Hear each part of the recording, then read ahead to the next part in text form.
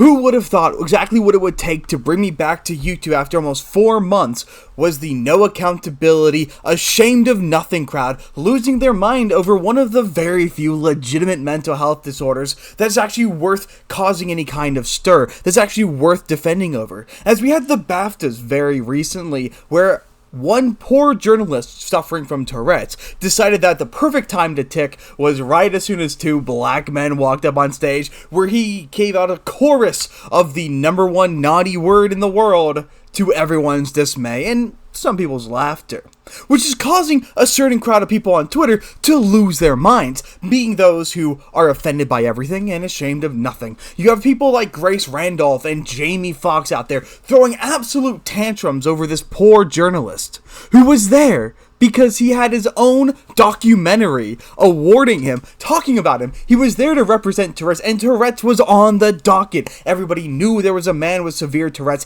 He had several outbursts beforehand, but of course, that doesn't matter when you said a no-no word, and somebody's gotta play the victim. And really, the only amazing benefit to come from this whole freakout is the fact that you have the left eating themselves alive once again, where you have the people who defend being offended by words for some reason, people who care when words hurt your little feelings, which nobody should care about, and the people who spent all the time standing mental health awareness and pushing for the acceptance of all these mental health conditions, battling against each other. But oh hey, lefties, I'm sorry to break it to you, but turns out Tourette's isn't just this quirky little thing that happens to women on TikTok, unlike what you make it out to be. It's not you doing weird random hee every 5 seconds. That's not what Tourette's is. Tourette's is an actual neurological disorder that causes errors in the wiring in your brain, where stimuli cause reactions.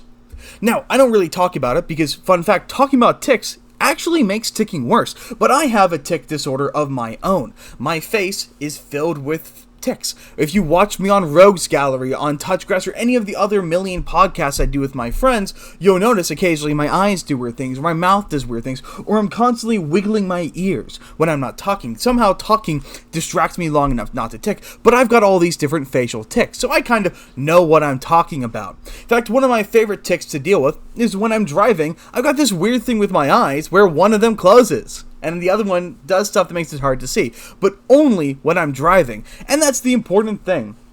Tourette's and other tic disorders work like this. You have a tic. You know what your tics are. They don't come out and surprise you unless it's a brand new one forming, which is pretty rare. You know, stimuli is going to cause this. For him, his tic is, one of them is the N-word, which exists in about 10 to 30% of those of people who have Tourette's will have a tic where they say obscenities, usually racial slurs, because the tic is explicitly making the most anxiety-inducing thing. So you have a tic where you swear. Black people walk up. The first thing you thought is, don't say the N-word, don't say the N-word, don't say the N-word. And then you tic, and of course the first thing the tic is going to do is say the N-word. Now, I can relate this a little bit to my ticking. Like I said, my tics aren't vocal. I don't speak when I tic. I don't swear. But I do occasionally have things in my throat where I make weird noises. Freshman year of college, I am in a dorm. I was doing this when it was like, I don't know if you guys could hear that. Hopefully you couldn't, because it's really annoying. Now, I've actually gotten that one completely under control. It very rarely happens. I had a roommate who hated that noise. I'm like, dude, I can't help it. But every single time I was near him, because I knew that how much he hated the noise, my brain was, don't do the throat thing, don't do the throat thing, don't make any noises, be quiet. And that would make it happen more. Tics are taking whatever you are most afraid of happening, and then doing it at that exact moment because of how anxiety-inducing it is. But according to the left, that's not what it was. I mean, forever, we were dealing with a constant crisis of people on TikTok and on YouTube pretending to have Tourette's and pretending to have tics. Strangely enough, all of them were women. I don't know how that happens. Tourette's is very rare, and tics are very rare in women. In fact, just real quickly checking it, according to the Google AI overview, because that's about as much time I want to spend researching this, the rate is 3-to-1 to 4-to-1. For every 4 boys with tics, 1 woman has them. That's about 20 to 25% of all people who have tics are women, yet somehow it's significantly overrepresented on social media. That's because they're faking them. But the really funny thing about faking tics, as shown in South Park, is when you fake tics, you kind of actually do develop them. It's just not the same thing. Now, as I said, the reason why this man was there to begin with was because there was a movie being nominated based on his life, a biopic named I Swear, which is talking all about his struggles and the things that have happened to him because of his time as a journalist with Tourette's. And there were multiple different times where it was addressed, such as Alan Cumming coming on stage twice apparently to say that you may have noticed some strong language in the background there. This can be part of Tourette's for some people, and thank you for understanding and helping create a respectful space for everyone. You know, the whole inclusivity mantra. But of course, inclusivity is only as good as so far as it benefits you, which has caused so many people to just throw a tantrum over the fact that this guy's tics. Which, by the way, the N-word is one of the most common vocal tics that people have because of how offensive it is and how nervous you are not to say it. But personally, what I find to be the funniest thing about this whole thing is despite the show airing on a delay in both the UK and US, the moment was not removed from the broadcast. They had it on a multiple second delay. They used it to actually cut segments such as, I think, a pro-Palestine display. Which, I mean, honestly, super based. But somehow the BBC failed to catch the giant N-word in the room. I don't know how you missed that one, but go off, I guess. And my favorite response from all of it was from Grace Randolph herself, everyone's favorite internet journalist lolcow, who decided to say, Tourette's means no filter, which means this man thought it. Despicable. The BAFTA's out there making fools of themselves in the entertainment industry. No, Grace. Tourette's is two things. First of all, it's involuntary, and usually it's spur of the moment. It's actually not what you're thinking of. It's not a lack of filter or lack of control, self-control. It is spur of the moment, boom. You know, one of my tics is that I constantly have to twist a pec. I don't think about twitching my pec when it happens. It just happens. I don't think about it. But if I think about it, I think it's worse. So, the other side of it is that he might have been thinking about it only insofar as he's thinking, please don't say it, please don't say it, God, please don't make me say this. Which then means he was actually trying to be sensitive and kind and trying to do the right thing, but that just spurs it on because Tourette's is over-enthused by an anxiety response. And here comes community notes. Such a blessing. It is crucial to understand that these words or complex phrases do not necessarily reflect the thoughts, beliefs, or opinions of the person with corporalia, which is the proper term for when you blurt out offensive statements. Another person, this Hannah Beechler, who is no one of importance, apparently she worked on Sinners, which was okay, said, I keep trying to write about what happened at the BAFTAs, and I can't find the words. The situation is almost impossible, but it happened 3 times that night, and one of the 3 times was directed at myself on the way to dinner after the show. So she's alleging that the N-word was used on 3 occasions, making her, as far as I know, the only person alleging this.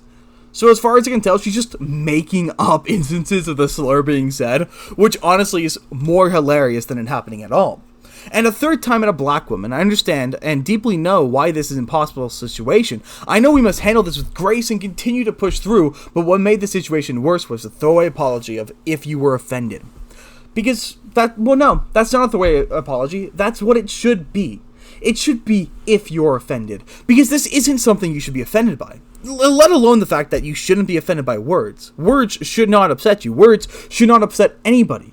You should be okay with literally any slur being thrown your way. There is no reason ever to get upset at it. Offense is taken, not given. But even if offense was this magical thing that actually just got created when you said words, you still shouldn't be offended because he didn't choose to do it. He didn't want to do it. He actively wanted not to do it. And he shouldn't have to apologize for what's involuntary, what he can't control. If you can't control something, then you can't be responsible for something. You can't be guilty of something. And one of my favorite things that's been coming out of this is these calls from black people to segregate Tourette's. They're straight up saying that they deserve more peace of mind, that you should be segregated and thrown away into the woodworks because they don't want to have to hear the word. Maybe he doesn't want to be around people who make him say the word. In fact, we actually have his direct apology. I appreciated the announcement to the auditorium in advance of the recording. warning everyone that my tics are involuntary and are not a reflection of my personal beliefs. I was heartened by the round of applause that followed this announcement and felt welcomed and understood in an environment that would normally be impossible for me. In addition to the announcement by Alan Cumming, the BBC and BAFTA, I can only add that I am and always have been deeply mortified if anyone considers my involuntary tics to be intentional or to carry any meaning. I have spent my life trying to support and empower the Tourette's community and to teach empathy, kindness, and understanding from others, and I will continue to do so. I chose to leave the auditorium early into the ceremony as I was aware of the distress my tics were causing. So this man was, in effect, a guest of honor, yet he still decided to remove himself from the environment to ensure that he wouldn't continue causing disruptions, despite this being an event partially for him because a biopic on him was done at the time. And yet still, this person who's pretending to be Buffy, I don't hold it against him because it's out of his control, but I would have loved to have seen a more direct apology to the black community. Won't somebody think of the poor blacks? An apology for what? An involuntary behavior? An apology includes an admission of guilt. It includes an admission that I did something wrong that I have to apologize for. He didn't do anything wrong other than just exist with his brain being fucked up. And as Kaida, good friend of the channel, states, he doesn't have to apologize for being disabled, you weirdo. And then of course all the people, not Buffy, coming out as an anti-disability bigot. Everyone turning this into a race leftist versus a disability leftist fighting each other. It's fantastic to see that they'll always eat themselves alive and have no real concern for actual impact on the people. And one of the funny things is how he specifically states in this apology, somewhat of an apology, the statement, that they applauded, they clapped, and they celebrated this achievement, this amazing thing of him coming out there and showing up despite his extreme struggles. Meaning it's all surface level. It's all circumstantial. We've had I remember in school growing up that there were a lot of different things, displays about Tourette's. They made sure we knew what Tourette's was. They made sure we were accepting of it. And they made sure that we were okay with it.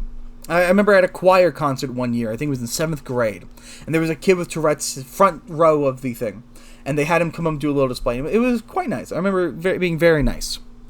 And there were some tics, but it wasn't an issue. It wasn't a problem for anybody. Now here's another fantastic tweet. White man with Tourette's call me the N-word. Bet I'll show ooh an uncontrollable outburst. So once again, admitting violence is the solution to words. Something that is just beyond my Anglo-Saxon capacity. Something I would never consider doing, beating someone up because they said a word I don't like. And one of the greater outbursts from this is, I am Jamie Foxx. Jamie Foxx, decent enough actor. I always confuse him with Nick Cannon and Michael B. Jordan because they all have the same haircut.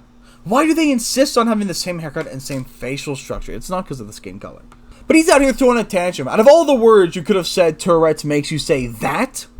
Yes, Jamie, that's what Tourette's is. You don't get to choose your tics, trust me. It'd be fantastic if you could, because I'd make it do something funny. You don't get to choose what your body involuntarily does. And as I said earlier, tics are developable. Actually, one of my favorite things about tics is that they're contagious. It's really funny. When you see videos of people with Tourette's hanging out together, they'll just like freak out and they'll just pretend their tics are increasing. Usually it's fake. But a part of being around someone else with tics is you can actually steal their tics. They can become a part of your tic structure, including both temporarily and permanently. Now, thankfully, I don't have any permanent ones that have gone from someone else. I hope not. But being in the presence of someone else who tics does increase the rate at which you tic and does cause you to sometimes steal theirs. It's weird. It's like stealing their abilities, but the ability is just to be racist. But then he kept going with, nah, he meant that shit, and unacceptable. So it's unacceptable that a man has a neurological condition. Now, of course, another banger response by good old Grace Randolph about John Davidson, Ari Michael B. Jordan, and Devore Lindo. I've been thinking about it and listening to your responses, and while Mr. Davidson shouldn't be bullied, a lot of you are acting as if he not only can't control his offensive tics, but as if he has no idea he even has them. He does. He should therefore be as considerate of others as you are asking others to be of him. Mr. Davison didn't just say any word, he said a word that is deeply hurtful, dehumanizing, and with not just a horrible history, but a horrible present. A word that must immediately be struck down, as should all slurs, and it is certainly reprehensible that the BBC did not edit it out of the broadcast when they had the capability to do so and exercise that capability in other scenarios. Good death grace. Your job is to tweet all day. Can't you work on your grammar? And, well, she's also, she's right about one thing. The BBC should have edited it out. It's quite ballsy that they didn't.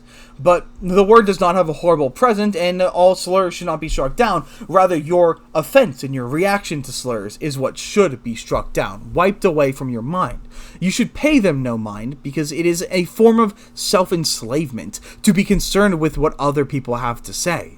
And in her first comment, she stated that he couldn't control them. Now, like I said, I have tics, but I don't have Tourette's. My tic disorder, I think, was caused by ADHD medication I took as a child, because they started with the ADHD medication, and then they never went away.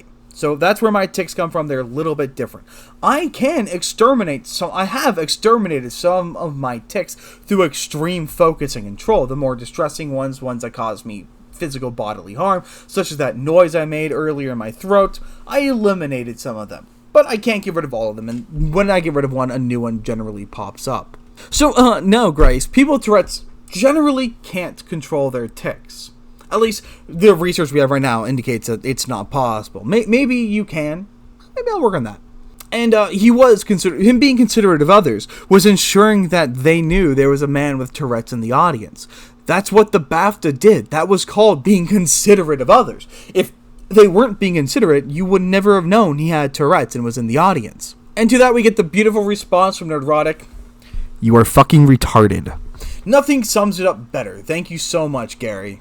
Now, Actual Justice Warrior, a pretty good YouTube channel, came in with a fantastic response as well. As somebody with a blue checkmark called Rachel True, does Tourette's make you unable to apologize, though? I saw a guy with no arms, didn't hold the door for a lady. I called him an asshole. When he said he had no arms, I'm like, do no arms mean you can't apologize? I said this because I'm a good person. You don't have to apologize if what you did was innocuous. You don't have to apologize if you didn't do anything wrong. You don't have to apologize for the fact that people choose to get hurt by words. That is a choice on their part. You are not obligated to apologize for any fucking reason. And then, of course, Michael B. Jordan, who was up there giving the award. Michael B. Jordan repulsed by BAFTA's racial slur, while his parents were left in tears. Oh, won't somebody please think of the poor millionaires? Crying because of a word is pathetic enough, but crying because of a word not directed at you by a man with Tourette's is more pathetic than I can ever comprehend. See, I'll say, it's not that he has Tourette's, it's that he ticked. See, because, I mean, a guy with Tourette's can just say the N-word and mean it, but a guy with Tourette's can also say the N-word and not mean it. This was involuntary, compulsive, a thing beyond his control, and you're out here supposedly being of the higher class, but all you are is just an adult pretender throwing a tantrum because a word that some people consider a little bit rude, but also is in all of your music, was said on your behest because of a tic. Oh, and here's another one, another banger of a tweet from good old Jedi Knight. Or, I say banger, but I'm being sarcastic. Where it shows an old video, I guess a resurfaced video, of an Uber driver who has Tourette's. I would not recommend an Uber driver who has Tourette's. Just putting out there, don't do that one. But she is an Uber driver with Tourette's, and she records herself ticking, and then she posts it online. And not an N-word was said, as though that matters. Guess what? Tics aren't the same across the line. Different people have different tics. Yeah, that's part of the disorder. She doesn't have the version of tics where you scream obscenities. She has a different version where you do random actions. They're different things. People have different tics that expresses themselves in different ways. Now, apparently there's a hysterical development regarding this little story. Apparently a different sports journalist is getting screamed at on Twitter because he has the exact same name, but he's from Australia, unlike the guy who the movie was about, who lives in Scotland. He's getting yelled at, and his timeline is just filled with people making fun of it, or insulting him for saying the N-word when it's a completely different guy. They're not bothering to find the right John Davidson. And then, of course, some people with flags that are irrelevant in their username are thrown in fit. Look at his timeline, and you'll see he's treating it all as a joke rather than taking a stand against racism. White men are exhausting.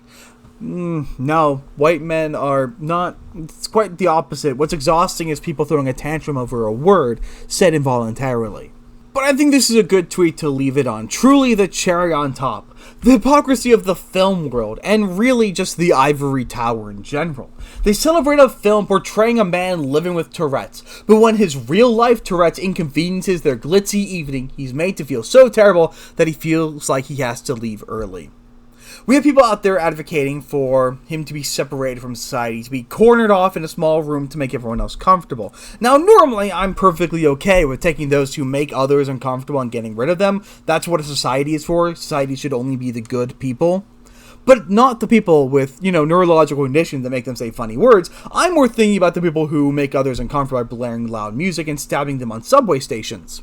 But no, the real victims are, of course, the people who have everything handed to them. The real victims are millionaire actors who don't have a single struggle in the world. The real victims aren't the poor men and women who do suffer from this actual condition being shamed for tics. The suicide rate for those with tic disorders, especially Tourette's and chalalia, is significantly higher because it's one of the more distressing disorders to live with, because you'll always be a pariah in every social event you go to.